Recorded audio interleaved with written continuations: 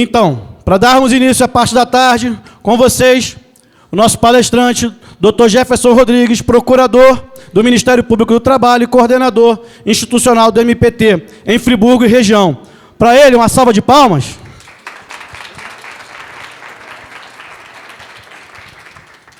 Bom, boa tarde a todos e a todas. É até difícil fazer uma palestra depois de brilhante a palestra da professora Cláudia, né? Mas vamos tentar aqui transmitir um pouco de diálogo, fazer um pouco um diálogo com vocês, falar um pouquinho do trabalho infantil, da nossa experiência, né? A gente atuou um pouco, eu particularmente, no Ministério Público do Trabalho, ano que vem faço 10 anos, já atuei 2 anos em Mato Grosso, né?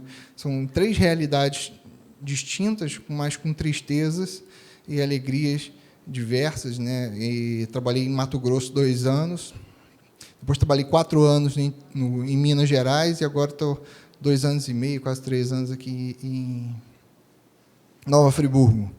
Bom, nosso tema ligado à segurança pública do trabalho infantil, a gente vai discorrer um pouquinho sobre a atuação do MPT e falar sobre essa temática. Eu já vi que em vários outros colegas vão fazer abordagens mais profundas, então, em alguns temas, eu vou passar de forma bem superficial, até para não ficar repetitivo em relação ao que vocês vão aprender daqui para frente, né? Bom, por que não ao trabalho infantil? O porquê dessa necessidade, para além do aspecto legal, né, da gente fazer uma atuação contrária a esse tipo de exploração.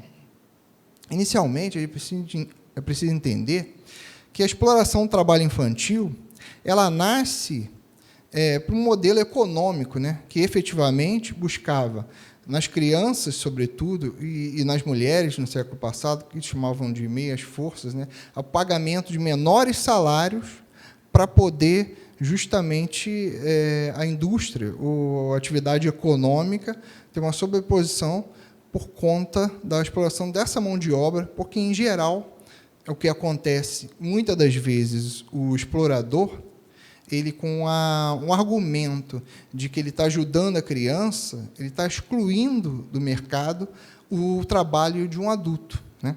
E pagando muito menos do que ele pagaria para um adulto trabalhar, para um pai de família trabalhar. Mas, por outro aspecto também que eu acho extremamente relevante, que vocês observem, que o trabalho infantil, sobretudo, ele está na perpetuação do ciclo da miséria.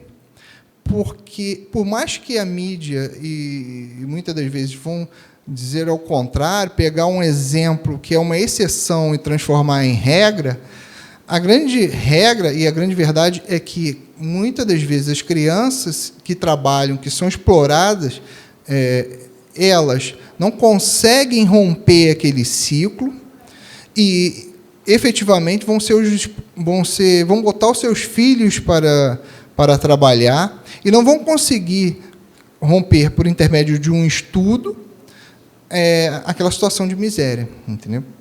E essa é uma realidade em todo o país.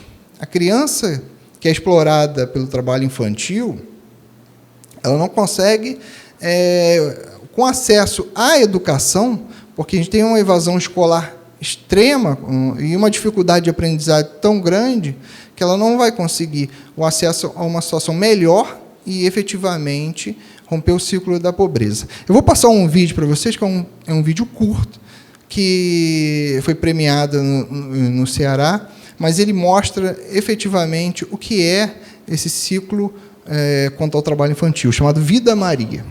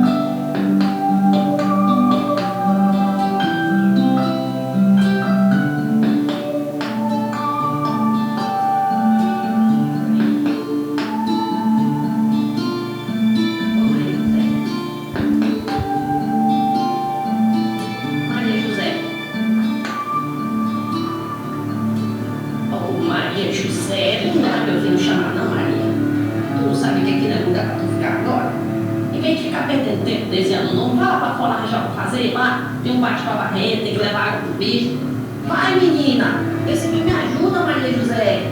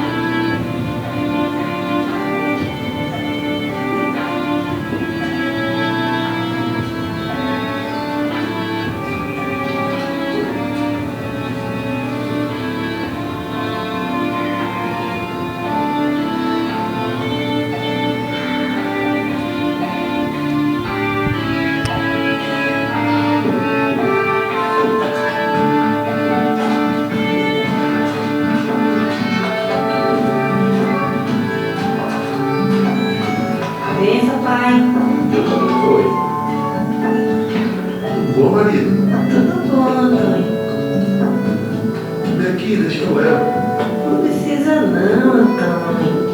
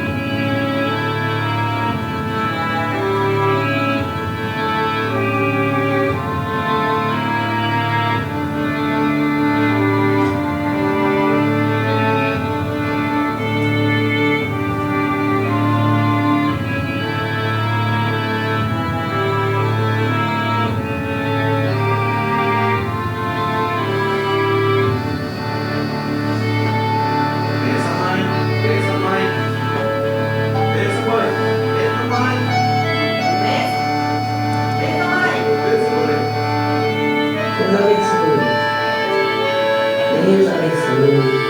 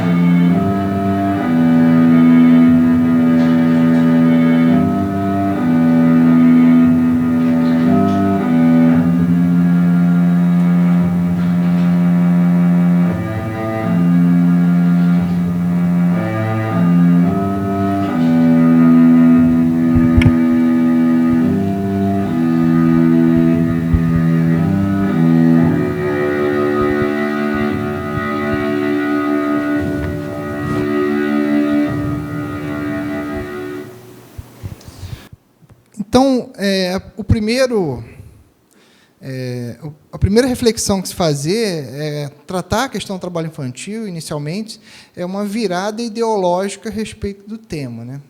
Porque é muito comum, dentro da sociedade, a gente justificar é melhor que esteja trabalhando, melhor do que estar aí roubando, como se a criança pobre tivesse essa única oportunidade, né? Ou ela está roubando, ou ela está trabalhando, quando, na realidade, ela deveria estar estudando para romper esse ciclo da pobreza.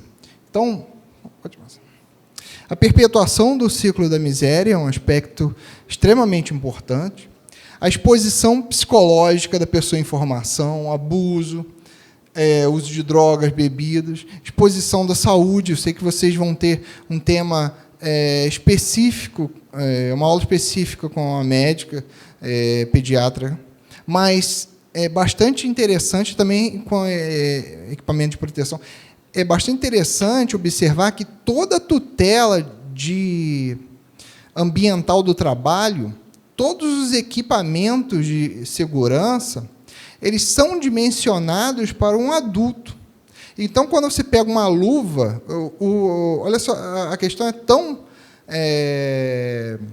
a atuação há uma grande covardia que a criança ela não tem nem oportunidade de trabalhar com segurança, porque uma luva, por exemplo, ela não é dimensionada para uma mão de uma criança, e sim para uma mão de um adulto, e assim vai, todos capacete, além dos equipamentos individuais, os equipamentos coletivos, o acesso dos equipamentos de segurança coletiva. Então, perda irreparável dos momentos da infância, o prejuízo absoluto à educação, é muito claro isso, você observar que as crianças que trabalham, elas têm muito mais dificuldade de aprendizado, elas faltam mais às aulas, e o que eu chamo de o lucro do bonzinho, que eu falei para vocês, são aqueles exploradores que, na realidade, argumentam, não, eu estou aqui tirando essa criança do trabalho, mas o que ele está fazendo na prática é excluindo um posto de trabalho para um adulto e pagando muito menos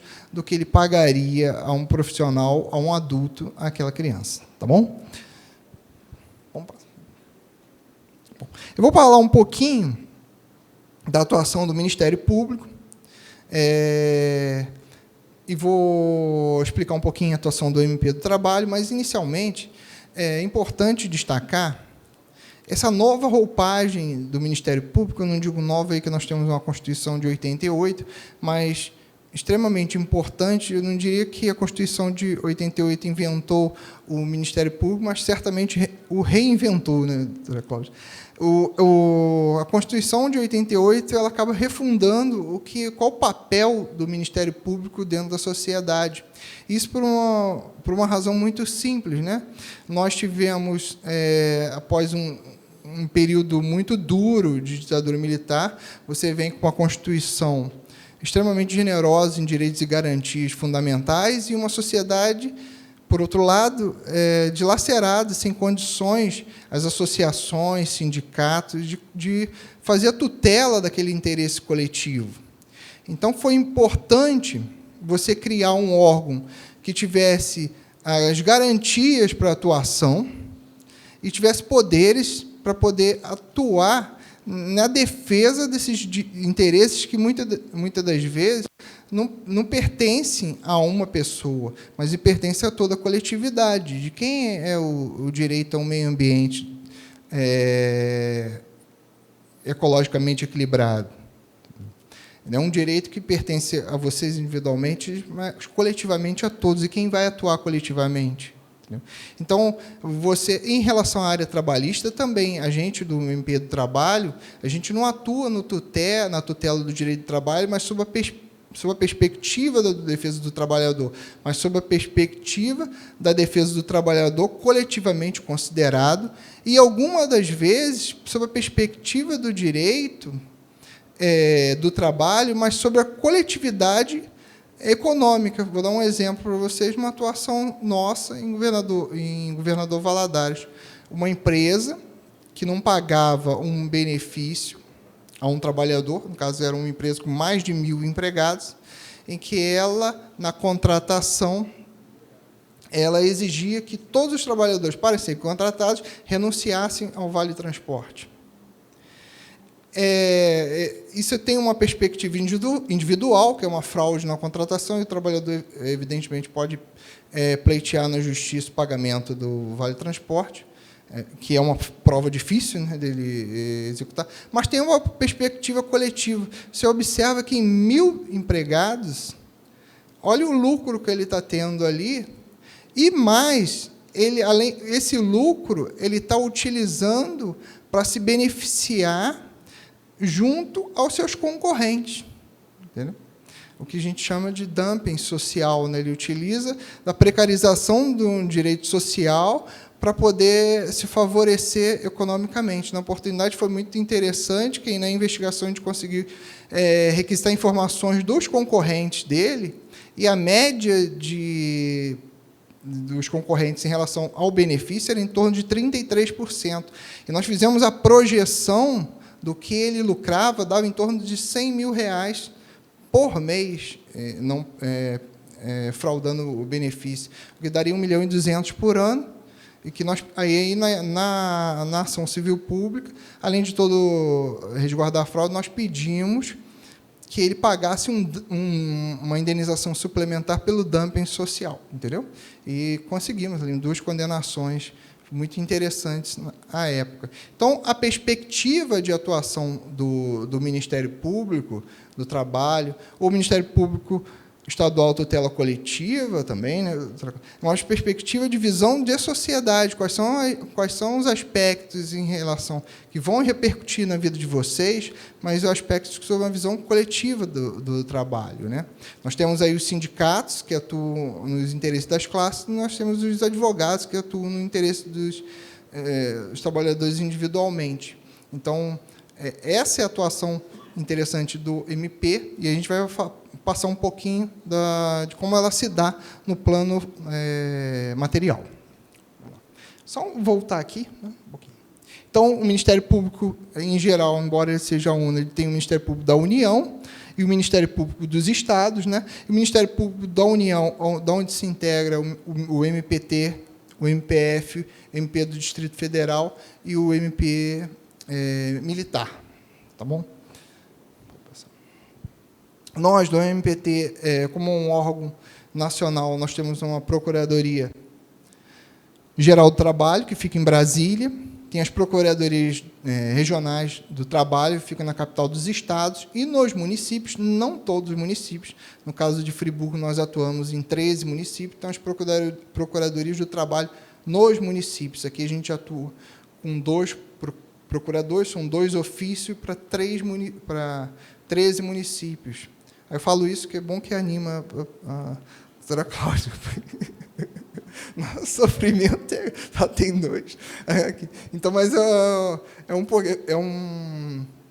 é muita coisa, né? Você conhece aqui, desde Cachoeira de Macacu, a Friburgo, a Teresópolis, além de todos os municípios pequenos. Enfim, efetivamente, dentro da sua atividade, tem que ver uma seleção do que é o mais grave, do que efetivamente a gente não tem que atuar, porque se não atuar, se não houver, digamos assim, uma outra forma de resguardo daquele interesse.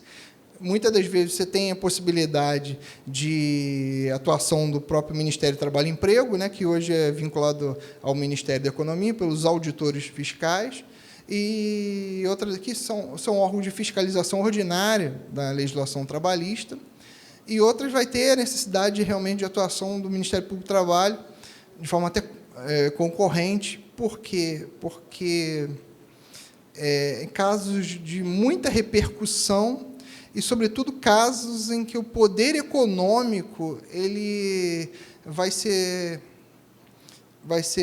importante e vai ser um dificultador, e o poder econômico e poder político, né, vai ser um dificultador da atuação do MP. Um exemplo, já em Mato Grosso, não em Minas, foi uma das primeiras ações civis públicas, foi contra uma ação de trabalho escravo, contra a esposa de um presidente da Assembleia, entendeu? E foi a Assembleia Legislativa de Mato Grosso. E foi a primeira atuação que eu já cheguei, já respondendo o mandado de segurança, né? E embora não, você pega a atuação inicial, né? Então, assim, você vê como é importante você ter um Ministério Público numa investigação dessa, e até na atividade de inspeção, porque o colega que eu sucedi, ele foi na atividade de inspeção, porque se não tivesse ido, com certeza não seria sido flagrado, porque você teve que ter a ordem, no episódio teve que ter a ordem do secretário de segurança para que a escolta largasse o grupo de... Porque lá em Mato Grosso é formado por um grupo de policiais que fazem a escolta, os auditores fiscais do trabalho, né, que é um chamado grupo móvel. E, nesse caso, ele integrou o grupo móvel e foi fundamental para poder a gente conseguir manter toda a atividade de inspeção, porque você vê a interferência política para que a polícia largasse o grupo móvel, os policiais que estão subordinados, evidentemente, à Secretaria de Segurança, e mantiveram por conta do procurador que estava no local da inspeção. Então, é extremamente importante a gente ver uma seleção, nem todas as atividades a gente pode abarcar de violações no mundo do trabalho, mas o procurador, dentro das regras da nossa Câmara de Coordenação e Revisão, é claro, né, ele vai analisar o que é possível, o que é importante que o Ministério Público atue, porque se você também atuar em tudo, você não consegue atuar em nada. Então, tem que haver uma seleção nessas questões. E a atividade propriamente do trabalho infantil é uma meta prioritária do Ministério Público do Trabalho e, em geral, a instauração de procedimento investigatório a respeito do tema. Vamos lá. Então, as nossas áreas de atuação do MPT, nós temos a administração pública, a liberdade sindical, fraudes trabalhistas, meio ambiente do trabalho, a promoção da igualdade, que é muito interessante, a inserção dos próprios adolescentes por intermédio da aprendizagem. A aprendizagem está mais ligada à cor de infância, que a gente vai explicar mais, mas a inserção da pessoa com deficiência, a não discriminação da mulher, no trabalho, a não discriminação por opção sexual, trabalho escravo e o trabalho infantil, cujo objetivo, né, da coordenadoria é erradicar o trabalho infantil e proteger o trabalho do adolescente. Bom, a gente atua de duas formas em relação à questão do trabalho infantil, como órgão agente, né, que a gente recebe a denúncia, instaura a investigação, chamado inquérito civil, investiga, conclui a investigação, e, nessa conclusão, a gente pode chegar que o fato não ocorreu ou que o fato ocorreu. E aí você já tem provas, e evidentemente, com prova de que o fato ocorreu, aquela exploração existe. Ou então você pode concluir também que você não conseguiu obter provas dos fatos, porque, muitas das vezes, a investigação tem que ser muito rápida, e a gente não consegue aquela velocidade. Às vezes consegue, mas às vezes não. A gente não consegue. Um auditor vai mais rápido, um agente do próprio Ministério Público vá. E é fundamental que a gente consiga obter prova. O Conselho Tutelar, às vezes, pode demorar um pouco mais. E, obtendo prova, a gente atua da seguinte forma: a gente propõe ao explorador um acordo extrajudicial, chamado termo de ajustamento de conduta, e, havendo resistência, claro, a gente vai buscar reparação no judiciário através de uma ação própria. E é importante deixar claro também que o procurador, é diferente do juiz, né, que ele é inerte, ele tem que esperar a demanda.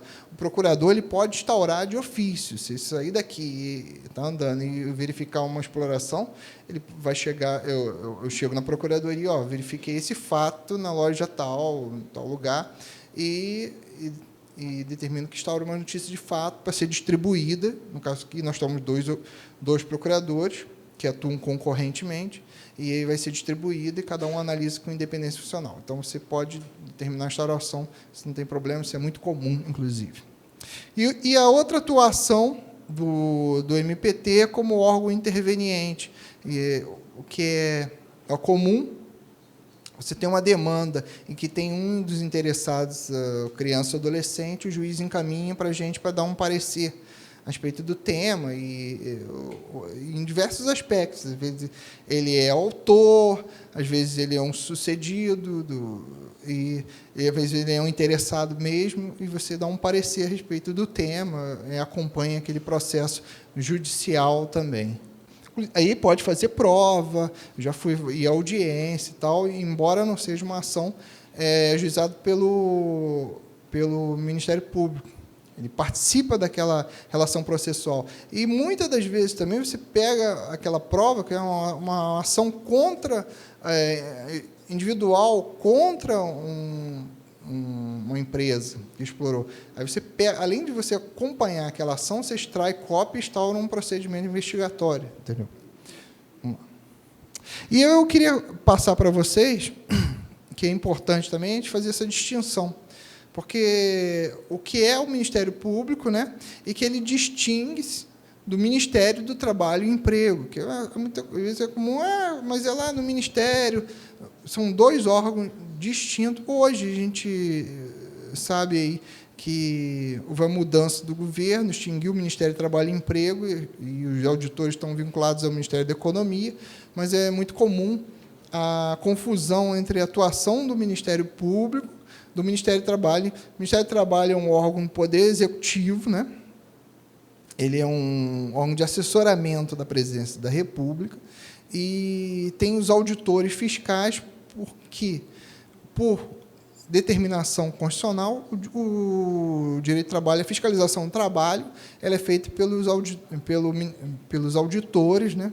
Que têm a incumbência de verificar de forma cotidiana a relação de trabalho. Mas, assim, digamos, sem um aspecto de... Eles trabalham meio que com programação, com metas próprias, e atendem, muitas das vezes, as requisições dos procuradores. Mas são órgãos distintos. O Ministério do Trabalho, o Ministério Público do Trabalho e a Justiça do Trabalho. A Justiça do Trabalho já integra o Ministério do Trabalho e Emprego. Hoje, o Ministério da Economia integra o Poder Executivo. A Justiça do Trabalho integra o Poder Judiciário. É a Justiça que vai julgar, por exemplo, uma ação do Ministério Público. É a Justiça que vai julgar, por exemplo, uma reclamação trabalhista. E nós, do Ministério Público, nós não integramos o Poder Judiciário, nós não integramos o Poder Legislativo e nem o Executivo, né? Ele é um órgão extra-poderes que tem garantias para poder atuar, inclusive, e é muito comum, contra o próprio Estado. Pode passar. Nós temos, e a doutora Cláudia já falou de forma brilhante também, e outros expositores vão falar sobre o tema. Eu vou passar de forma bem rápida sobre toda a parte de legislação, porque vocês vão ter aprofundamento em vários aspectos, né? Nós temos o Estatuto da Criança e do Adolescente, né, que faz referência expressa ao direito fundamental à profissionalização e à proteção do trabalho. E eu chamar atenção só para esse artigo aqui, o 69, né, que o adolescente tem direito à profissionalização e à proteção no trabalho, observados os seguintes aspectos, entre outros: respeito à condição peculiar de pessoa em desenvolvimento e capacitação profissional adequada ao mercado de trabalho. Vamos passar. A CLT, a partir do 402 e seguintes, ela vai tratar do trabalho infantil. Eu queria aqui chamar a atenção para dois temas interessantes que a gente vai aprofundar ali na frente. E aí ela fala todo a respeito do contrato de trabalho, como é que tira alguns aspectos que são peculiares à questão do trabalho infantil, e que não é a pauta do curso no sentido de deixar vocês doutores de direito do trabalho. A ideia é que a gente dê uma oportunidade de como identificar o que é o trabalho infantil e como vocês vão integrar essa rede de proteção.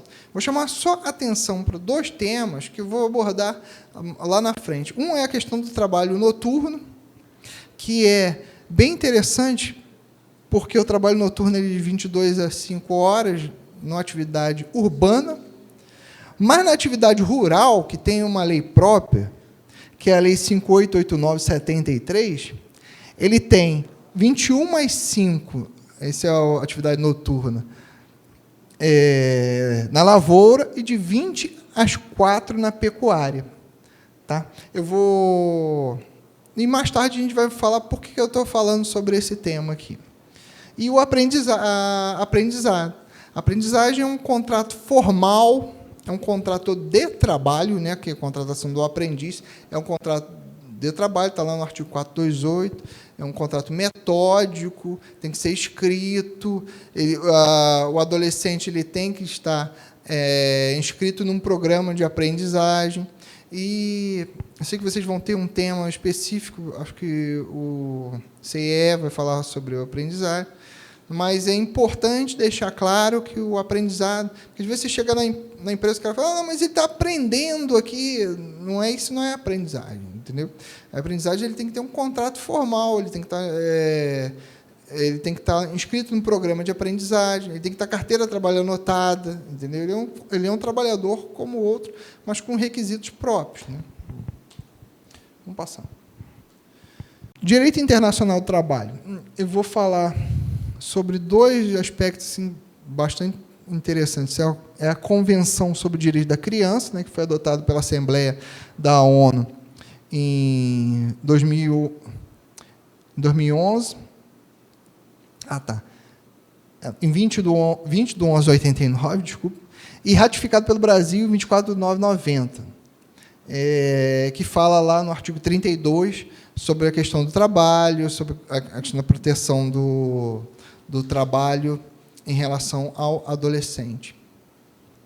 E o Fundo das Nações Unidas, que é o da Unicef, que tem um mandato da Assembleia da ONU, justamente para fomentar essas políticas, não só da questão do trabalho, mas também de preservação dos direitos das crianças aqui, né? Ele tem como guia, o guia de trabalho do fundo é a Convenção sobre o Direito das Crianças, e foi criada. Por que foi criado o fundo? Foi um pós-guerra, né? E a questão de todas aquelas crianças abandonadas pelaquela situação de guerra no Brasil, ele se inicia em 1950, há algumas atuações aqui no Brasil, e é extremamente conhecido, você tem páginas pela internet e tal, que podem traçar todo o funcionamento da Unicef. Vamos lá. Particularmente para a área trabalhista, nós temos aqui a OIT, né, que é a Organização Internacional do Trabalho. A OIT ela é um braço também da ONU, embora tenha um pouco mais de autonomia.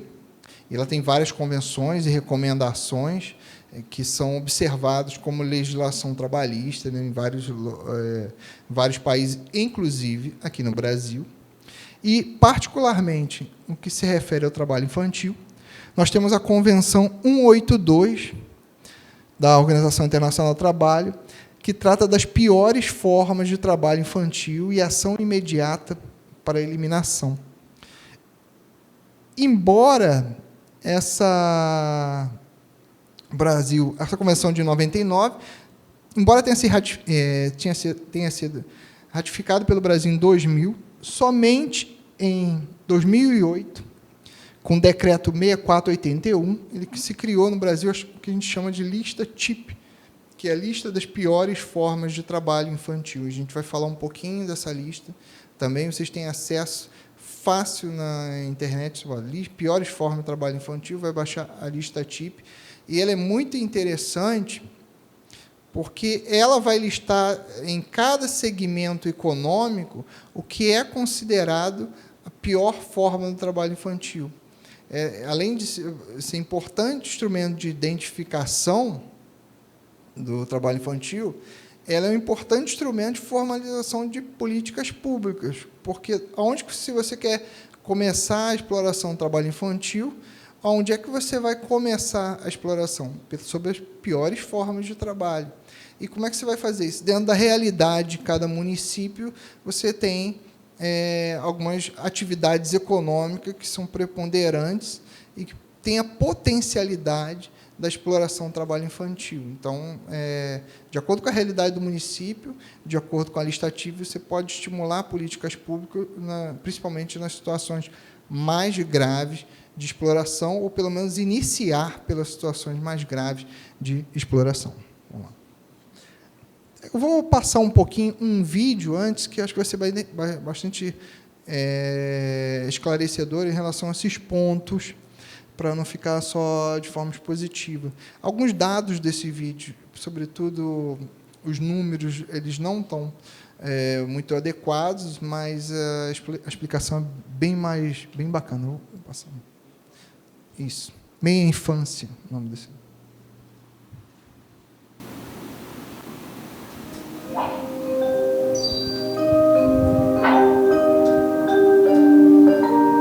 Você sabia que não são só os adultos que trabalham? Infelizmente, há muitas crianças e adolescentes assumindo vida de gente grande antes do tempo. Vamos ver isso mais de perto. Esta é Cristina, uma menina de 8 anos que vive em Pernambuco e que adora jogar bola. Júlio tem 15 anos, mora no Rio Grande do Sul e gosta de empinar pipa. Os dois ainda são crianças e deveriam ter tempo para o estudo e o lazer.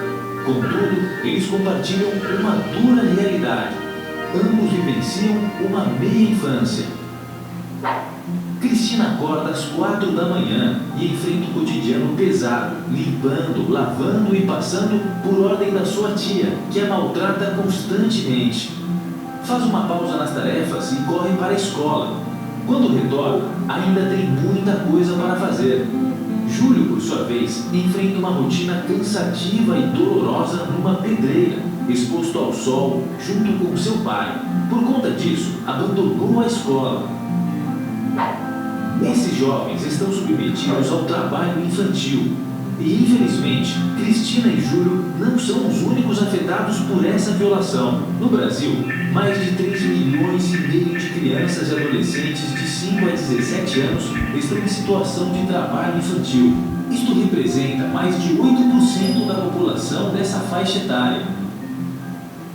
Mas o que de fato é considerado trabalho infantil?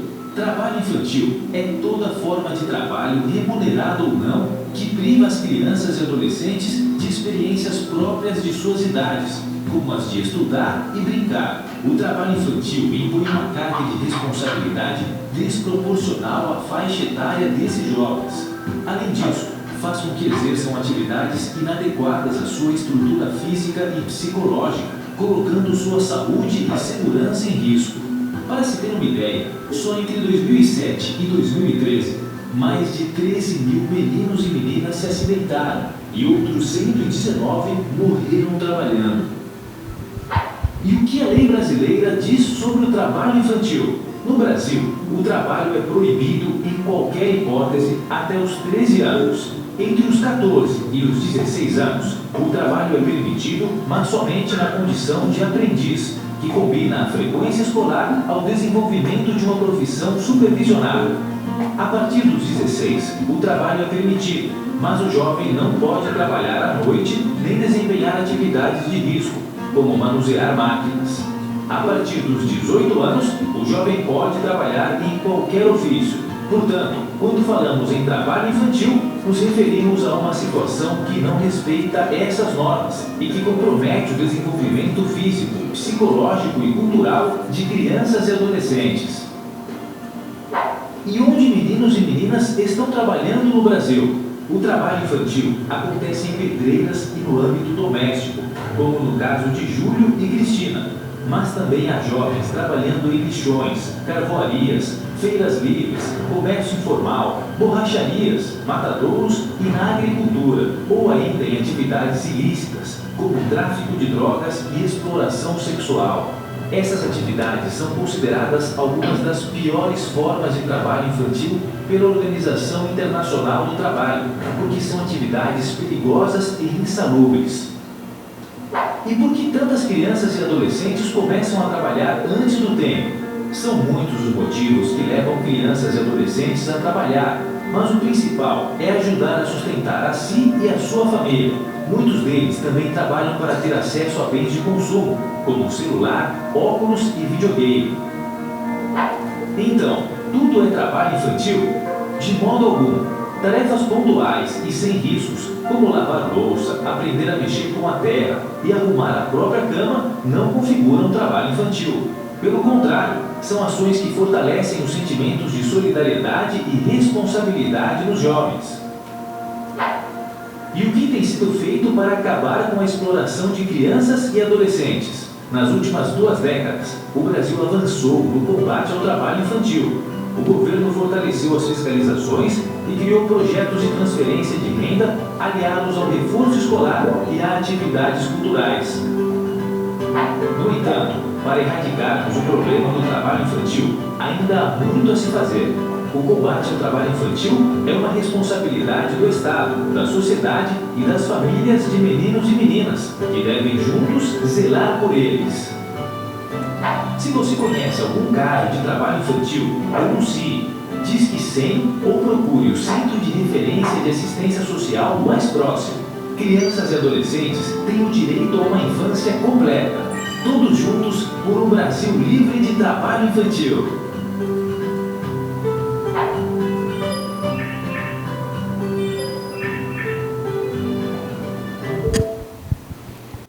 É bastante curioso, né? Porque esse vídeo feito pela ONG Escravo Nem Pensar, mas porque das observações que nós fizemos, e o MPT em Mato Grosso iniciou uma política de tentar modificar aquela realidade que você tinha resgate de trabalhadores e eles acabavam voltando para o trabalho escravo, né? E uma das observações que nós tivemos é o seguinte, que muitos adolescentes explorados, né, acabavam sendo fruto do próprio trabalho escravo, né? O trabalho escravo, ele nasce também da exploração do trabalho infantil, pela falta de oportunidade, né? De ter até uma visão de onde trabalhar de forma diferente, né? Então, já foi bem exposto para a doutora Cláudia, né? O adolescente, a partir dos 16 anos, em regra, ele pode trabalhar, mas aí você tem algumas limitações, sempre lembrando que a doutrina é da proteção integral, não pode trabalhar em horário noturno, insalubre, perigoso, prejudicial à sua moralidade, e, inclusive, ele não pode trabalhar dentro das atividades que são listadas pela lista TIP, das piores formas de trabalho infantil. E aqui eu selecionei para vocês alguns aspectos. E, por exemplo, em serralharias, construção civil, que é muito comum você ver adolescentes trabalhando em construção civil, que não pode estar dentro da lista TIP. A lista TIP ela diz atividade e diz também quais são as consequências para a saúde do trabalhador, né? No caso do adolescente ou da própria criança, né? Em artesanato. E eu queria chamar a atenção especial aqui. Claro que o adolescente ele pode fazer artesanato do ponto de vista lúdico, né? O que ele não pode ser explorado na atividade do artesanato. E trabalho doméstico, porque a gente acredita que o trabalho doméstico seria só a mulher doméstica. O trabalho doméstico é aquele que é exercido no âmbito residencial. Então, por exemplo, um jardineiro, ele é um trabalhador doméstico, se ele trabalha dentro da sua casa. Entendeu? Ele se enquadra, não na CLT, mas na lei de trabalho doméstico. Um tomador aquele que toma conta de idoso ou toma conta de criança no ambiente residencial, ele é tratado como um trabalhador doméstico. Um motorista, se você contrata um motorista para servir a sua família, ele é um trabalhador doméstico. Embora é interessante que ele não trabalhe dentro da casa, mas ele trabalha para o ambiente residencial, entendeu? Então, é importante ter essa visão também, por conta de que em Friburgo você tem muita questão das casas que que cuidam dos jardins. Então, não pode o adolescente trabalhar em âmbito residencial doméstico. Isso é exploração do trabalho infantil, está na lista TIP também, entendeu? E locais, por exemplo, local que venda bebida alcoólica. Eu posso trabalhar, fulano pode trabalhar em determinado local. O que ele vai... Eu pergunto, que vocês vendem bebida alcoólica? Vende. Então, não pode trabalhar, está lá na lista TIP. Vale muito a pena cada um de vocês terem acesso à lei, que eu baixo fácil pela internet, e dentro da realidade de cada município, você observar, porque com isso você consegue estabelecer prioridades de atuação, não só para os órgãos de atuação, mas para os órgãos de planejamento, uma vez que a gente não tem condições, efetivamente, de cumprir todos os locais. Né? Bom, falei da lista TIP, né? Bom, então, maiores de 16 anos, eles, em regra, podem trabalhar, com as exceções, né, que são observadas. Insalubre, perigoso, penoso, noturno, e vou falar um pouquinho... Contra a aprendizagem, vamos falar. Pode passar. Vou falar um pouquinho sobre essa integração da rede de proteção e com a atividade do Ministério Público. Em geral, essa integração para a investigação sobre o trabalho infantil, instaurado no bojo de um procedimento investigatório, do inquérito civil, a gente expede algumas requisições que são determinações para que o órgão de fiscalização verifique um fato. Então, por exemplo, tem uma exploração em relação de um adolescente em determinada empresa, cuja atividade ele não poderia estar trabalhando. Então, é expedida uma requisição. E, por determinação legal, seja o Conselho Tutelar ou o órgão que foi expedida a requisição, ele tem a obrigação de cumprir essa requisição, que não é propriamente um pedido, mas um poder jurídico conferido ao procurador ou promotor de justiça, no sentido de dar uma ordem para que ele cumpra aquela fiscalização. Tá? Então, ele tem que atender, o prazo, em geral, é determinado no ofício, e, evidentemente, ele pode pedir prorrogação ao procurador, que analisará ou não, tendo em vista a dificuldade por ele apresentar, por conta da dificuldade da demanda, e é importante que ele ressalte isso, porque que ele não atendeu no prazo. E aí eu vou voltar ali do direito do trabalho. Ele não precisa saber do direito do trabalho para verificar o fato que foi requisitado. Ele precisa trazer, efetivamente, os fatos observados durante a atividade de inspeção. O que é distinto? Por exemplo, eu não quero que, e a gente vai chegar mais lá na frente, a gente não espera que o conselheiro ou com o agente de fiscalização ele traga para a gente a informação, o enquadramento jurídico dos fatos. A gente espera que ele traga um fato. O que é enquadramento jurídico e fato a gente vai conversar logo em seguida. Mas eu queria antes falar de dois temas. Primeiro, e isso aí eu estou falando de uma realidade que a gente já observou, tá, gente? Não se pode o conselho tutelar, o órgão agente qualquer, autorizar o trabalho infantil. Essa autorização ela é sempre feita pelo Poder Judiciário. Tá?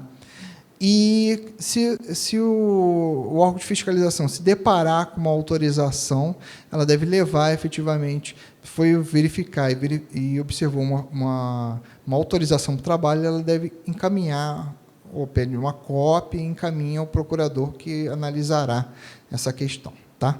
Mas vamos lá. Esse relatório é o elo entre a rede de proteção em o MPT e o agente de fiscalização.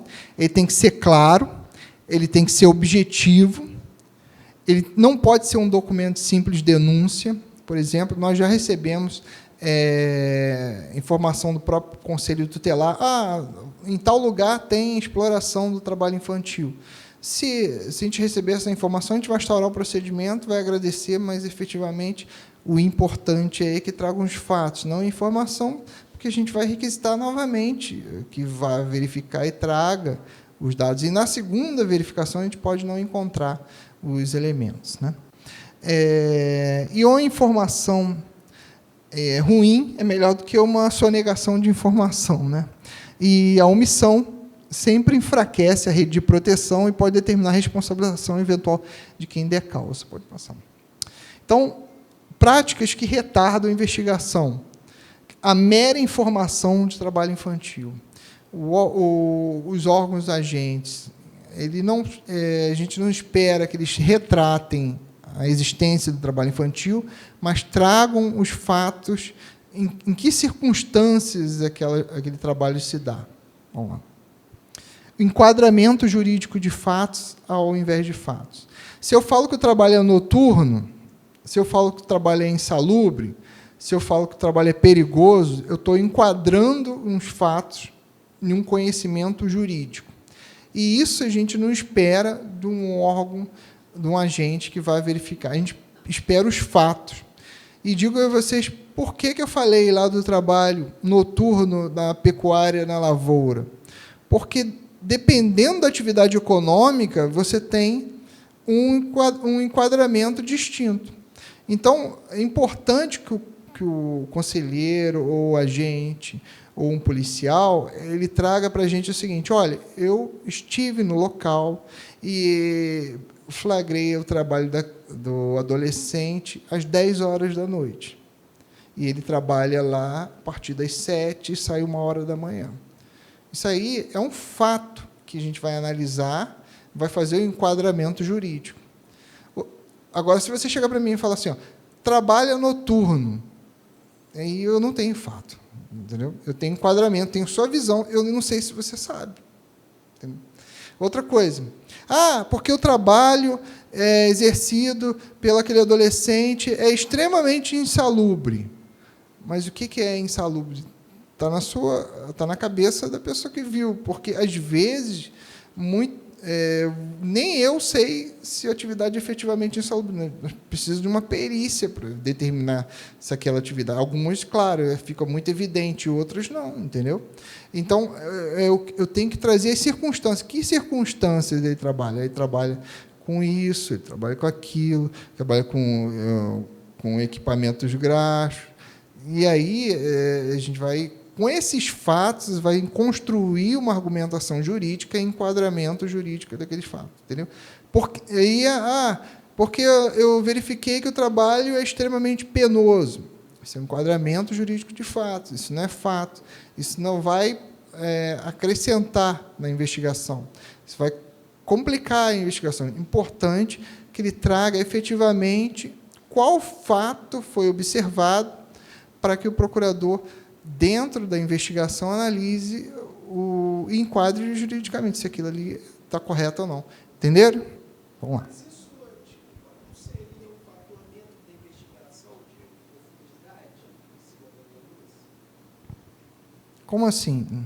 Se ele falar que noturno, aconteceu um trabalho noturno. Não, mas olha só, se ele falar que eu trabalho noturno, eu tenho que provar, evidentemente, no juiz, que eu trabalho noturno. Se eu não sei a hora que ele está trabalhando, como é que eu provo? Não é um fator que vai aparecer ao longo das investigações? Não, olha só, presta atenção. A investigação ela já existe. O que eu estou pedindo, eu estou requisitando, é que o agente, um exemplo, o conselheiro, verifique se aquele fato, em que condições se dá aquele fato, entendeu? Eu já tenho informação de que é uma exploração de trabalho infantil, instauro um procedimento investigatório, peço ao conselheiro para verificar. Aí chega o conselheiro e fala assim, olha, ele trabalha noturno, mas só que ele não fala o horário, entendeu? E isso não acrescenta a minha investigação. Ele tem que falar o seguinte, ele trabalhou em tal horário, de tal hora, a outra hora. Isso aí acrescenta. Porque a gente também, nós, evidentemente, no Poder Judiciário, nós temos que deduzir os fatos e enquadrá-los juridicamente. Se nós não tivermos a prova dos fatos, a gente não consegue produzir a prova para poder, eventualmente, responsabilizar. Não sei se vocês estão entendendo. Tá. E outra prática também, que é fonte de captação, informação e credibilidade. Importante que a investigação e o agente que vá no local, ele capte o fato por si só. Não adianta você chegar para o dono da empresa e falar, não, fui a tal lugar e conversei com o dono de empresa, que ele disse que não tem o trabalho infantil. Entendeu? Evidentemente que ele não vai falar isso. E se você marcar o data e hora, então, pior ainda. Né? Nossas atividades... Claro. Também na rua. Eu queria saber se a fiscalização ocorre somente em empresas e não nas ruas. Também a gente tem atuação não só em empresas, né, mas também em ruas, sinais. E aí é bem interessante essa pergunta, porque nesses casos a gente tem que observar não só, tem que ter muita atenção na abordagem desses adolescentes. Vocês vão ter um tema específico em relação a essa temática que o Adriano vai expor sobre essa atividade, porque por trás daquela exploração, daquele adolescente, tem sempre uma cadeia aí, ou pode ter um explorador. Porque é muito difícil, às vezes, ele comprar aquele doce, entendeu? Mas tem sempre alguém que compra e repassa. E a gente tem que descobrir quem está por trás disso. Porque aqui em Friburgo, as investigações que a gente já andou observando, os argumentos dos adolescentes são muito parecidos. E eu não vou estragar a aula do Adriano, né? Ele vai falar depois. Bom, então, pontos relevantes do relatório: identificação da empresa, empreendimento pessoa exploradora, o fato, eu acho que isso aí tem que deixar muito claro para vocês, e a identificação completa das crianças ou adolescentes envolvidos, além da atividade exercida. Vamos lá? Tá. Eu queria falar de alguns temas aqui para a gente caminhar para o encerramento. O primeiro é a exploração da atividade econômica pelos pais. Podem os pais impor a exploração do trabalho dos seus filhos? Por exemplo, não, mas ele está trabalhando comigo. Pode? Não pode. Porque o fato dele... primeiro que o pai tem que ser o primeiro interessado a não explorar a atividade do filho. Entende? E isso pode gerar não só a atuação do MPT, como também a atuação da promotoria da infância, porque, além de uma relação de trabalho, você tem uma atividade que vai deixar o adolescente numa situação de risco pelos próprios pais. Né? Outra coisa, exploração infantil sem cunho econômico. Tá. Isso é a questão da exploração atividade em casa. São duas questões que devem ser observadas, porque, em comum, para desacreditar o trabalho infantil, falar, mas essas crianças não posso nem pedir para arrumar a cama. Isso não é trabalho infantil, né, gente? Eu boto minha filha para varrer o quintal lá, depois que ela fez exercício, ela fica meio brava, às vezes, comigo, mas é muito importante que você chame as crianças para poder... para aquilo que nós chamamos de afazeres domésticos. Na vida nós temos responsabilidades, e isso é importante, que você passe para os seus filhos que as coisas funcionam, as formas como as coisas funcionam, até para valorizar efetivamente o funcionamento da casa. Muito importante que você reparta, faça com ele, ajude. Agora, outra coisa totalmente distinta é você colocar a carga de trabalho para aquela criança, foi o vídeo Vida Maria, e impedindo, inclusive, que ele tenha acesso à educação. Entendeu? Tomando conta dos... porque não tem jeito, ou eu vou deixar minha filha porque não tem creche. Olha, repara que você tira a responsabilidade do poder público de fornecer a creche e coloca no ombro do adolescente para cuidar dos irmãos, quando você deveria estar levando essa demanda para a promotoria, no sentido de ampliar as creches e não efetivamente você explorando a atividade daquele adolescente e acabando com toda a oportunidade dele ter acesso à escola, enfim, efetivamente. Então, você tem que estar bem claro no sentido de que uma coisa é a exploração do trabalho infantil pelos próprios pais e outra coisa são os afazeres domésticos, né? Trabalho infantil em ruas e praças. Isso aí a gente tem que observar primeiro se tem uma cadeia produtiva, da onde está partindo essa exploração econômica. E, às vezes, as soluções elas não são difíceis, entendeu? Por exemplo, nós temos uma demanda com o município de Teresópolis, por conta de um local lá que tem... Aqui em Friburgo já teve, antes de eu chegar, fica a questão dos cavalinhos, que ficam na praça e as crianças ficam trabalhando, sendo utilizados pelos donos do cavalo para poder trabalhar conjuntamente. E aí nós chamamos o município de Teresópolis e a responsabilidade é implantar lá algumas políticas públicas. E eu falei, olha, por que vocês não pedem autorização, se vocês querem continuar com a atividade, pedem autorização para aqueles donos de cavalo. E, na autorização, vocês coloquem a proibição de exploração do trabalho infantil, porque se ele for flagrado utilizando mão de obra infantil, ele está fora. Porque se ele não tiver algo a perder, ele vai continuar utilizando a mão de obra infantil. Se ele, a partir do momento que a autorização imponha regras, inclusive, não pode ser regra de cuidado dos animais, inclusive, né? Mas imponha regras e que ele possa perder, ele vai, efetivamente, tomar cuidado e não vai explorar, porque, efetivamente, se ele for flagrado, ele vai perder a oportunidade de trabalho dele ali. Então, bom. Então, eu vou colocando aqui, pensando a política pública na área de trabalho infantil. ênfase à atuação proativa. Se a gente ficar aguardando as notícias, a gente não consegue efetivamente resolver as questões, né?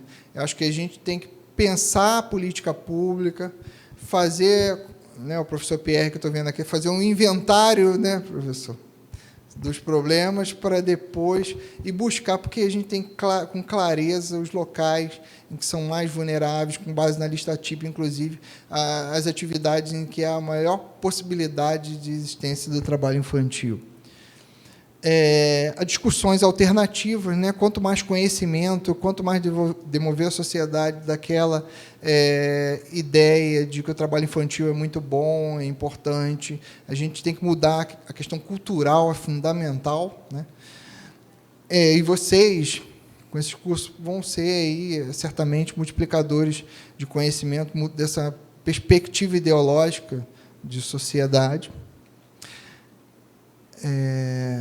Esclarecimentos, incentivos, até falando com a doutora Cláudia aqui, de criar algumas políticas, como empresa amiga da criança, empresas que recebam uma homenagem por contratar, por exemplo, aprendiz, embora ela não seja obrigada pela cota, isso é fundamental. Gente, integrar um adolescente que, às vezes, nunca teve uma referência, e essa é uma realidade, dentro da sua família, e vai ser a primeira referência, talvez na atividade econômica lícita, que vai fazer a diferença no futuro dessas crianças, né? Todos nós estamos aqui uma vez, estamos aqui hoje, porque nós tivemos aí a oportunidade de ter um sonho, né? Um sonho lícito. Tem criança que nunca teve a oportunidade de ter um sonho, né?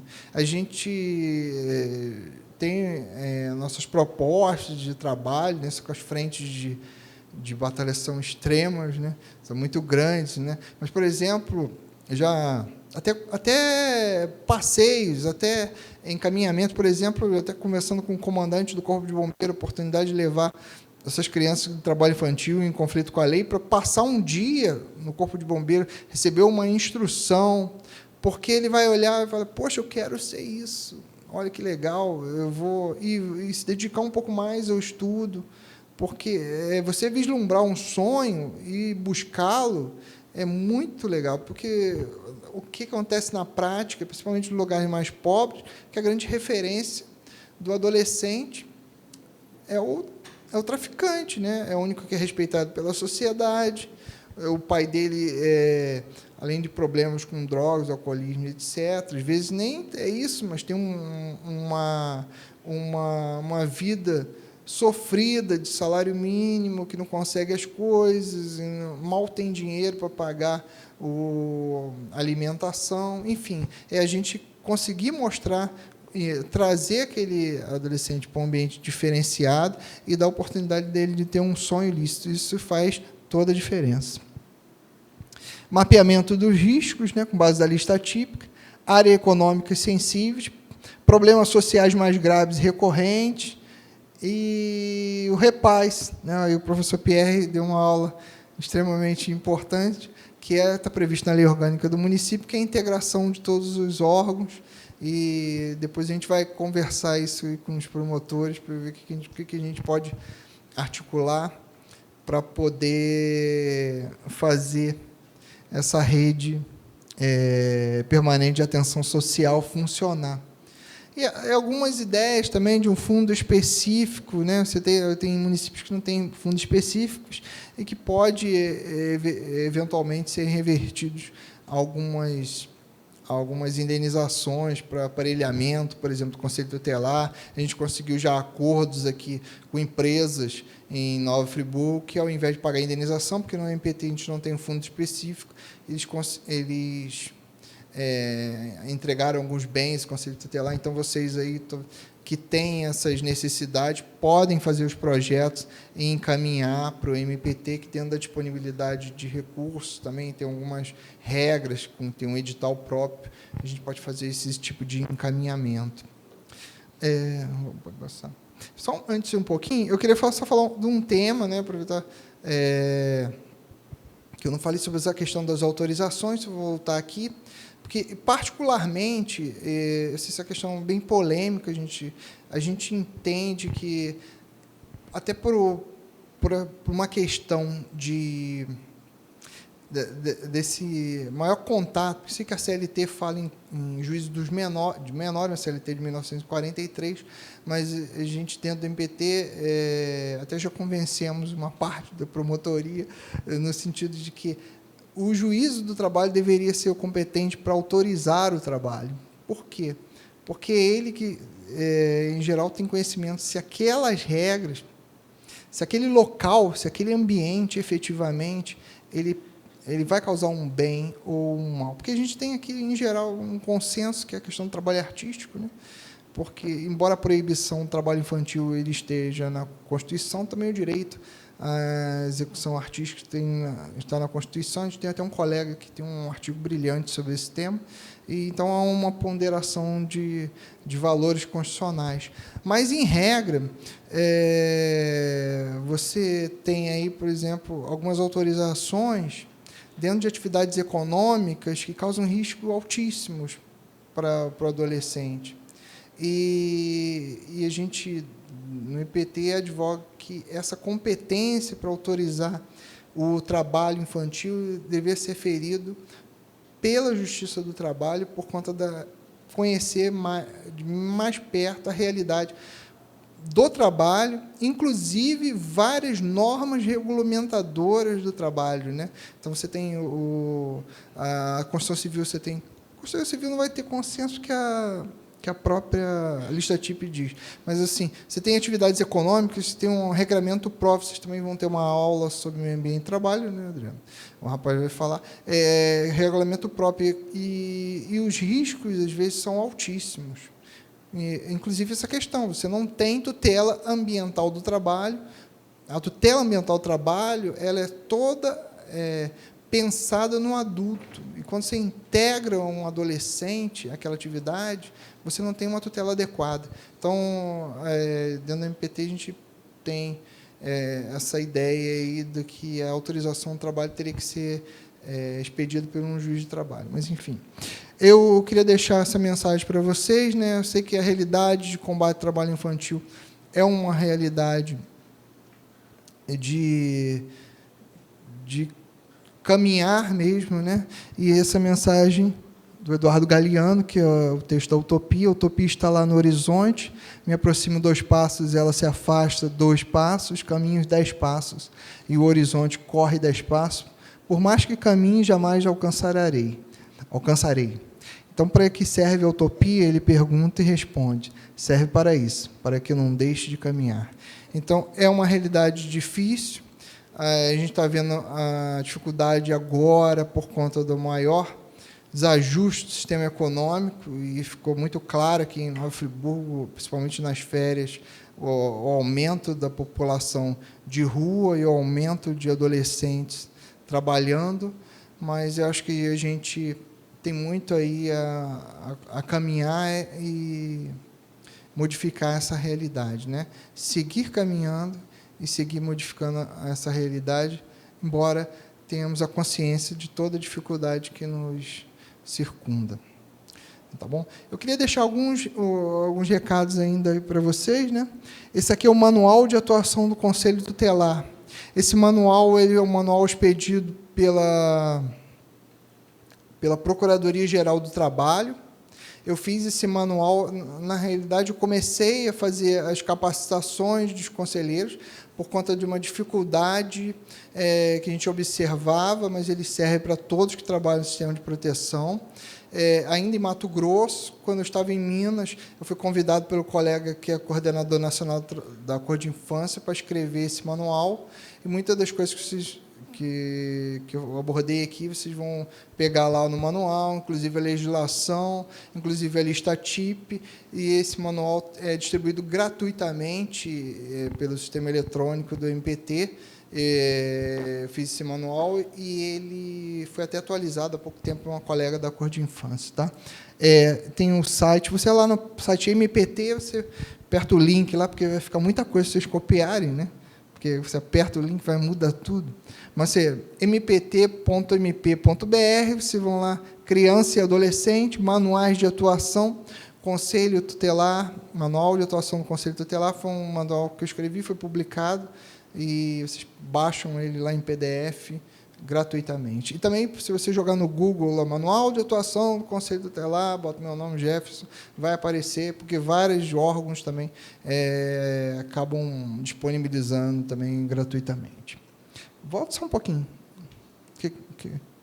Ah, tá, isso é importante. O Smart Lab, que é um você também, dentro do MPT, nós temos aí alguns filtros, tanto trabalho escravo, quanto o índice de adoecimento, e foi inaugurado há pouco tempo, vocês fazerem a projeção do trabalho infantil. Você pode colocar lá a sua cidade e verificar quais são os locais mais possíveis, mais sensíveis, quantos casos tem de exploração, inclusive com vários índices do IBGE, ficou bem legal também, vale a pena vocês conferirem, tá? Bom, e a gente deixa a hashtag, né, que é a hashtag do trabalho infantil, e tem aí o Facebook da PTM de Nova Friburgo, que acabei botando PTM, o MPT Nova Friburgo, região serrana, né? E, Adriano, eu botei errado, como é que é no... Ah, não, é isso mesmo.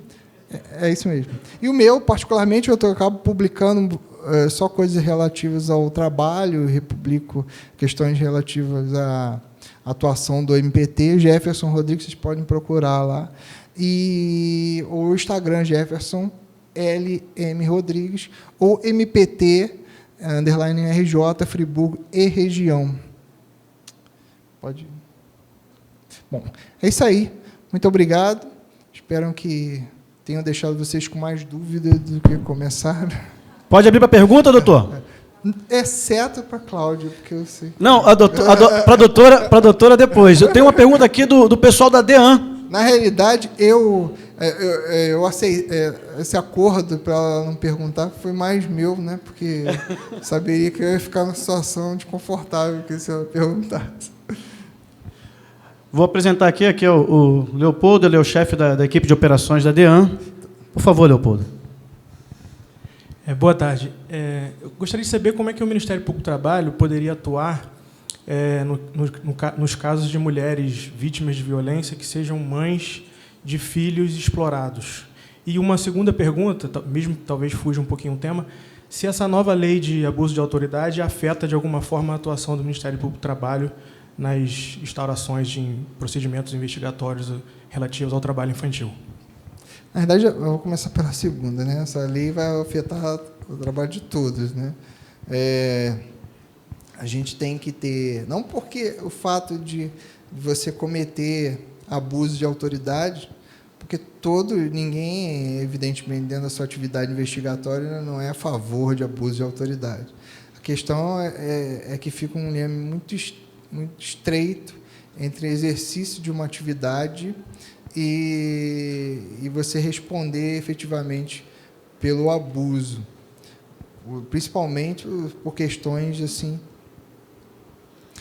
fica muito tênue, né? O que vai ser considerado abuso de autoridade?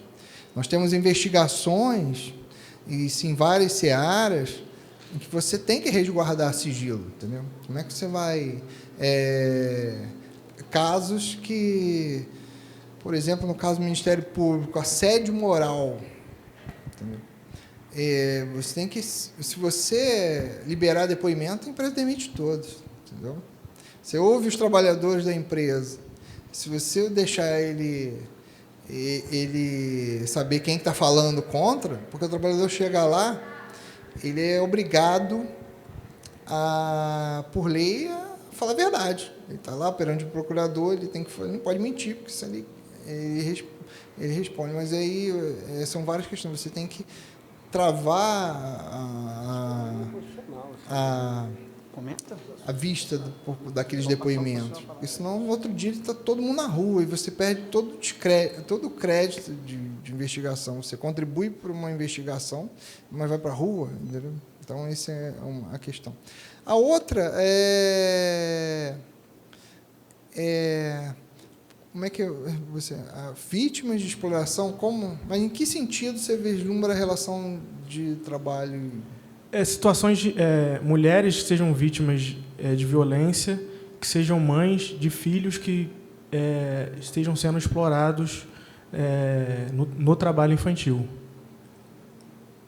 Muitas vezes a questão da violência contra a mulher também está relacionada a essa questão da miséria, né, da falta de informação, do acesso à educação e muitas vezes acaba está relacionado. Não sei se na prática já passou por um caso desse parecido.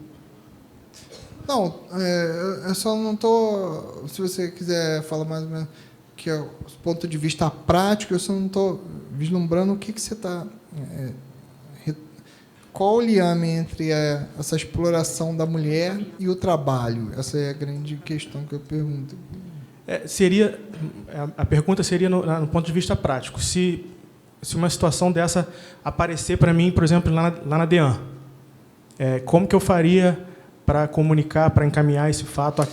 Não, você pode encaminhar, porque assim, se você vislumbrar alguma questão relacionada ao trabalho, você pode encaminhar por um ofício, entendeu? A Procuradoria do Trabalho vai instaurar um procedimento investigatório, que a gente chama, na realidade, não é um procedimento investigatório, chama uma notícia de fato, né?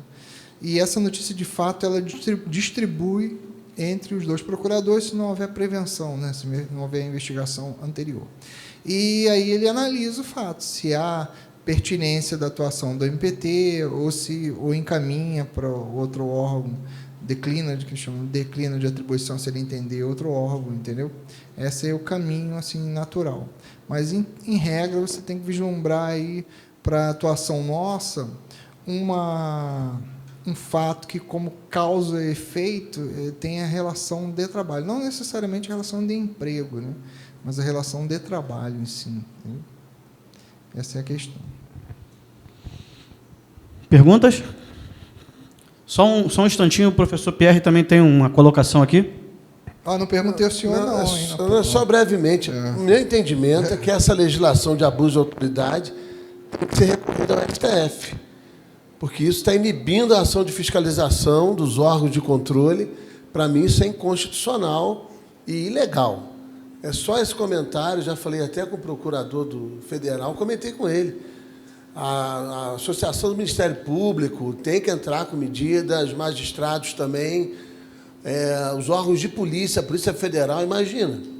É literalmente entregar muitas situações de irregularidade que são combatidas para a total liberdade de ação criminosa.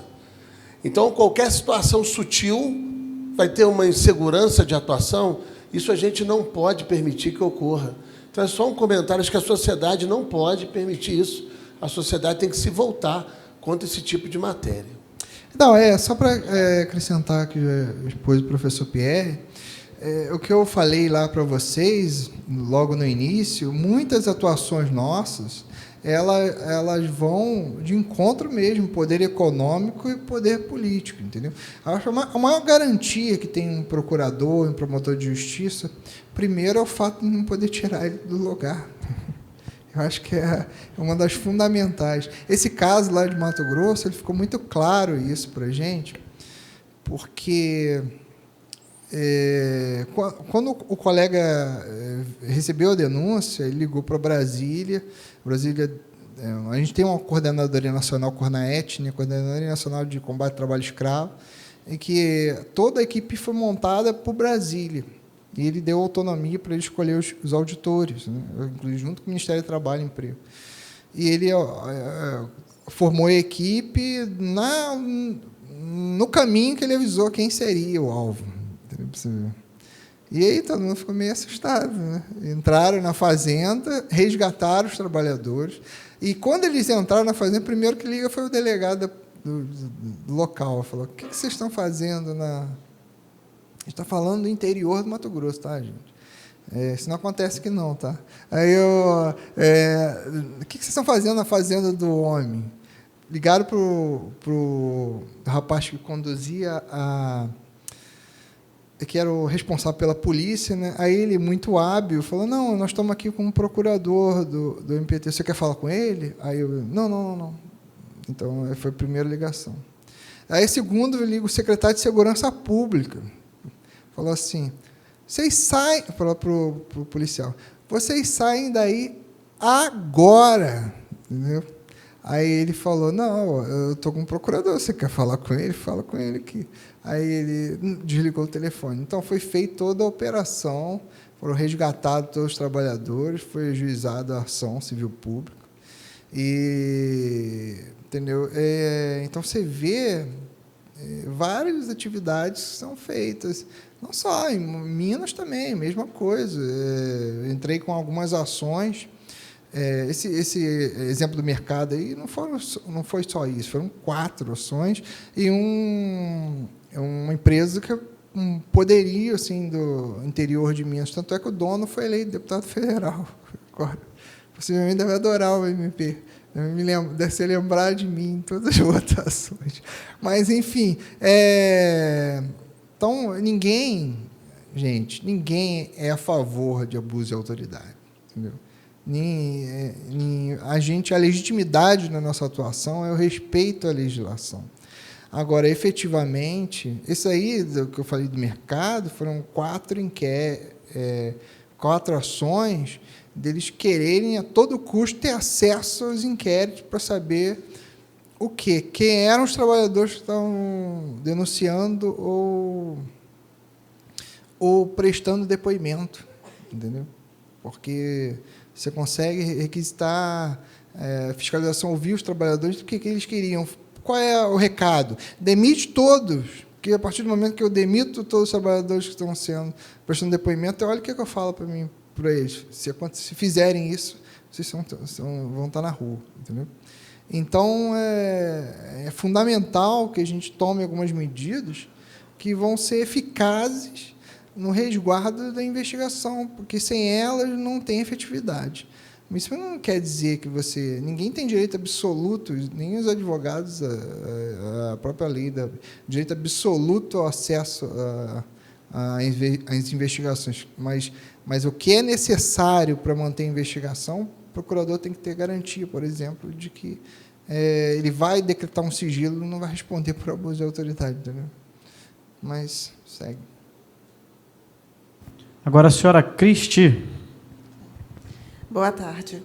Eu gostaria de saber sobre essa situação de menores, adolescentes, que estão na rua servindo ao tráfico, cada vez mais empoderados, cada vez não querendo as coisas. E, se houver essa investigação, se tiver que buscar um responsável por isso, a gente encontra uma família desestruturada e que depende de uma associação, e essa associação também vai mal das pernas. Eu gostaria de saber qual tipo de medida que tem para poder dar uma melhoria na condição dessas crianças, para poder não deixar a coisa avançar tanto, que é uma realidade bem próxima, né? Aqui em Friburgo tem uma realidade, inclusive, começando com o comandante do batalhão, né, que é uma realidade bem triste, peculiar, que é a utilização massiva do tráfico de adolescentes. Até ele falou que não vê, conversando com colegas dele, eles não verificam isso em outras localidades, né? E a resposta não vai estar no MPT, não vai estar no MPE, e não vai estar só no município, e vai ter que ser uma integração da sociedade, né? Por isso que eu achei bastante interessante a exposição do professor na primeira aula sobre os instrumentos que a lei orgânica oferece para poder fazer uma integração isso aí. Se a gente não tem recursos, por exemplo, está falando isso com a doutora Cláudia há pouco, para colocar escola integral para todos na rede pública municipal, pelo menos nas escolas onde tem maior vulnerabilidade dessas crianças, nós temos que ter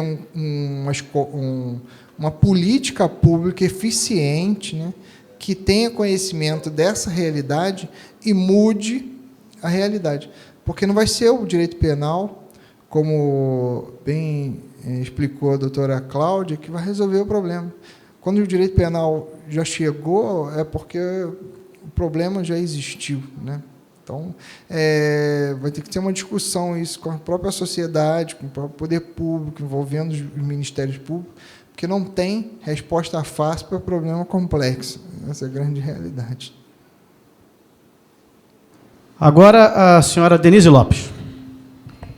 Boa tarde. Eu vou pegar um gancho da pergunta dela aqui da frente. É o seguinte, eu faço um trabalho com mulheres aqui na cidade e é muito comum alguns assuntos chegarem para o grupo de trabalho. E um deles é a questão do trabalho dessas mulheres que são provedoras de lar, que acabam se sujeitando a trabalhar em empresas locais sem o registro na carteira de trabalho, recolhimento. Isso é uma coisa assustadora que acontece em Nova Friburgo.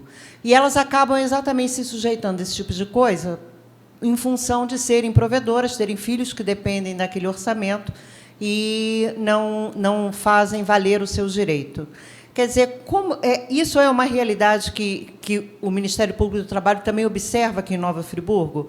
Quer dizer, cria-se um factoide de um prazo de experiência para justificar a ausência da carteira de trabalho e todos os direitos ali configurados, embora a gente saiba que direitos trabalhistas são bens que você não pode disponibilizar. Como é que fica? Qual é o parecer assim, do Ministério Público em relação a isso, até para resguardar essa criança que acaba se tornando também refém dessa situação? Bom, o que acontece? Assim, só para deixar bem claro, contrato de experiência é um contrato de trabalho com uma cláusula de encerramento e onde é possível você encerrar o contrato sem um pagamento, digamos assim, sem um prévio aviso. É um contrato de teste. Quando a gente estabelece um contrato de experiência, eu vou verificar se você se adapta ao trabalho, empregado, e também para o trabalhador se ele se adapta ao emprego. Né? Mas ele é um contrato de trabalho. Desde o primeiro dia, ele tem que ter a anotação da carteira de trabalho. Então, esse é um pressuposto. Não existe isso de que, mas ele está na experiência. Não, isso aí ele está errado. Se ele contratou um trabalhador, desde o primeiro dia, ele tem 48 horas para anotar, mas desde o início do contrato de trabalho tem que estar resguardado com a carteira de trabalho anotada. Agora, eu não sei efetivamente que realidade vocês estão falando, de mulheres, de empresa de facção. Mas é assim, a gente, não sei o que você está vislumbrando, mas a gente pode, efetivamente, se for um fato que está repercutindo muito, pensar em uma forma de atuação promocional, né? Porque foram vários aspectos de empresas com poucos trabalhadores, talvez fazer uma recomendação coletiva, para não também instaurar diversas investigações a respeito da demanda. Chamar o Ministério do Trabalho. Acho que há soluções, sim, né, de resolver esse problema, não tem problema nenhum. A senhora, inclusive, pode procurar a gente lá no MPT, esclarecer esse tema. A gente terá maior interesse em saber um pouco mais desses fatos e tentar resolver. Doutor Jefferson, a gente aqui na cidade tem muitas TVs que são comunitárias, rádios comunitárias. Por que o Ministério Público do Trabalho, em parceria com outros órgãos, não levam esse tipo de informação? Porque pelo menos eu particularmente, eu percebo que falta muita informação, que as pessoas acabam se colocando em algumas situações porque elas não conhecem de que forma elas deveriam proceder.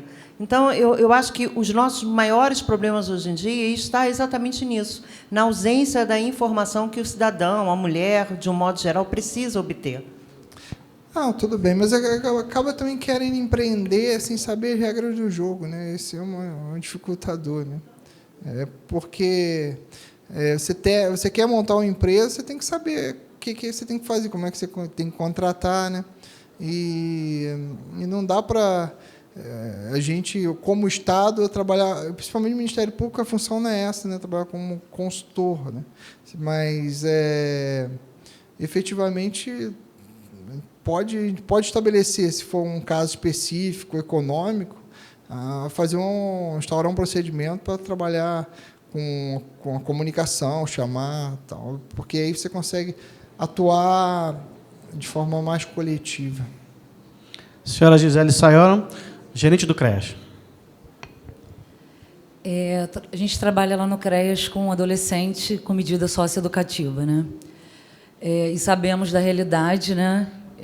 Às vezes a gente até conversa com a equipe que a gente nunca recebeu uma família de classe média, né?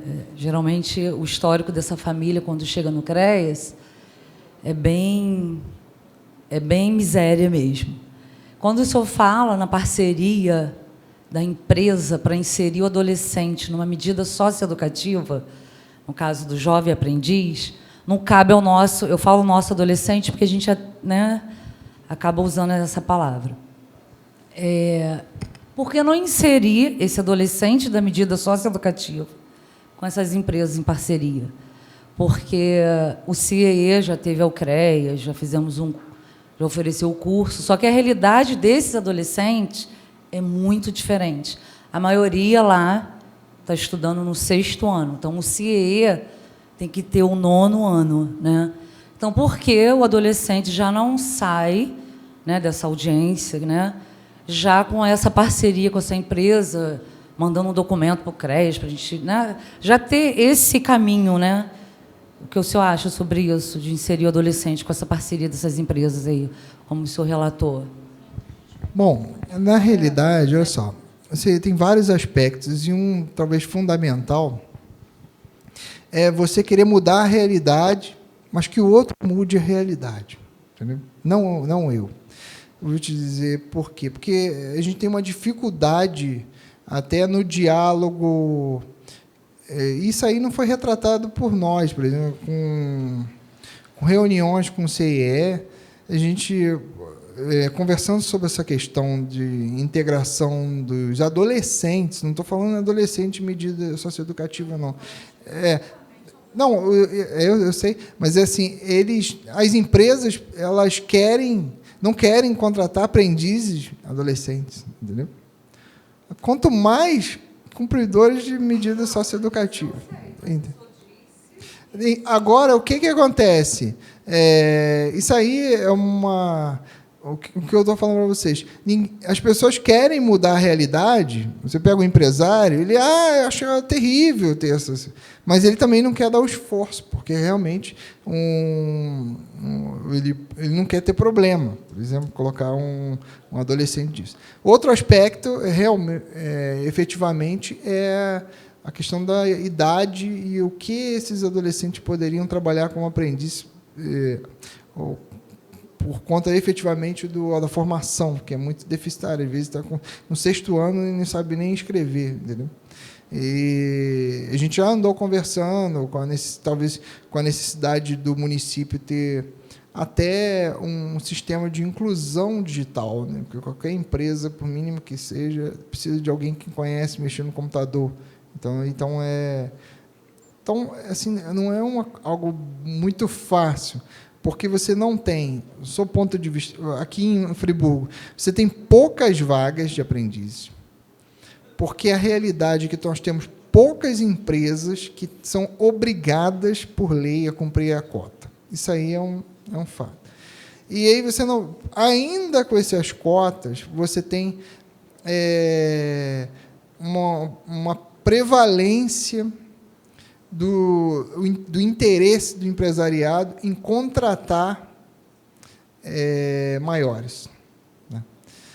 E ainda assim, você tem empresas aqui, por exemplo, que contratam até grandes empresas que compram cota, que tem como político contratar filho de empregados, entendeu? E nós, como órgão de investigação, nós temos que cobrar as empresas que cumpram as cotas, mas não necessariamente contrate A, B e C. A gente não pode falar assim, você tem que contratar fulano, você tem que contratar Beltrano, porque a gente não pode impor que a empresa contrate. Mas como é que se verifica, como é que se resolve esse problema? Assim, política pública.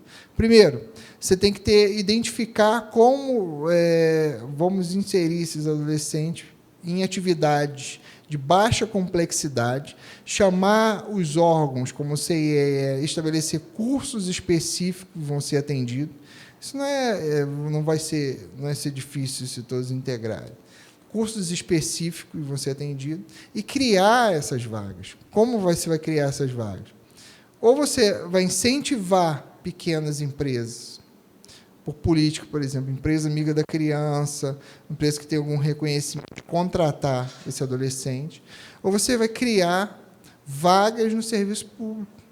O município de Nova Friburgo, por exemplo, poderia contratar uma entidade como o CIE e com prevalência para esses adolescentes.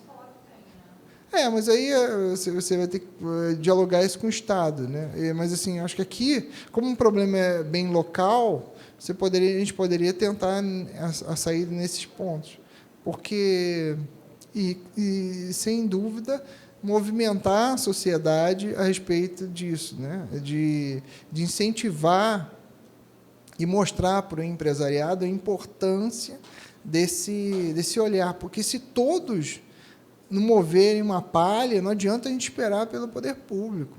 Não adianta esperar pelo MPT, não adianta esperar pelo MPE, não adianta esperar pela Prefeitura de Nova Friburgo. Se a gente quiser mudar a realidade dessas crianças que estão aí no tráfico, se a gente quiser mudar a realidade dessas crianças que estão aí na rua, cada um tem que fazer uma parte. Se você colocar numa empresa aí com 3, 4, 5 pessoas, um adolescente desse, talvez a oportunidade dele vislumbrar, poxa, eu quero seguir esse caminho. Então, é o que eu falei para a senhora no início. Também parar um pouco de achar que o Estado vai resolver o problema. Então, tem que tratar de forma diferenciada, né? Um público diferenciado tem que ser tratado de forma diferenciada, entendeu? A gente ver quais são as habilidades que eles podem ser incluídos e em que momento a gente pode... tem que se pensar de forma específica em relação a esse público, entendeu? Não só da inclusão dele através do trabalho, mas também por intermédio de sensibilização das empresas, porque a gente não tem... Quando eu falo sensibilização das empresas, sensibilização de empresas que não têm obrigação de cota, entendeu?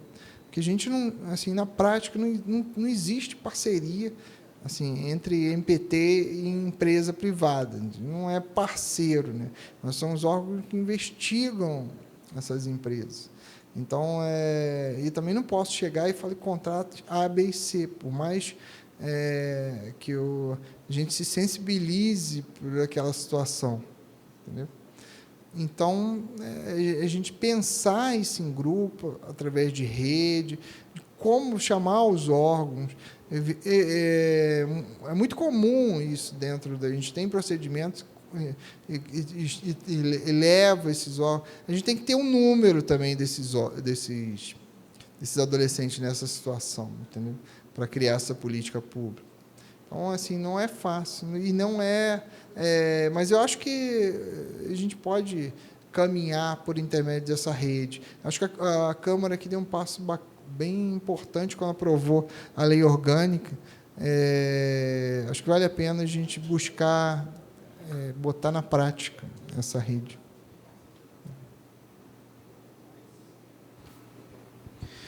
Bom, a gente vai agora, eu vou pedir para vocês, sem precisar sair do lugar, a gente vai fazer uma foto, mãozinha para o alto, para a gente pedir o nosso fotógrafo aqui para ficar bonitão, vai para a capa do MPT, pode ser? E eu vou dizendo aos senhores o seguinte, agradeço, até agora vocês são fantásticos, o curso é de vocês. Nessa semana nós temos aula na sexta-feira, imperdível, tá? Vamos ter aqui história do Brasil aplicada, história do trabalho infantil na região.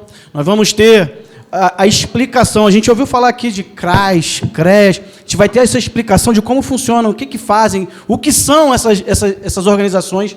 Acho que para alguns aqui vai estar ouvindo falar pela primeira vez. Acho muito bom. Não faltem. Segunda, a gente vai ter aqui uma aula sobre a realidade médica da saúde física e mental, com uma médica pediatra e biatra.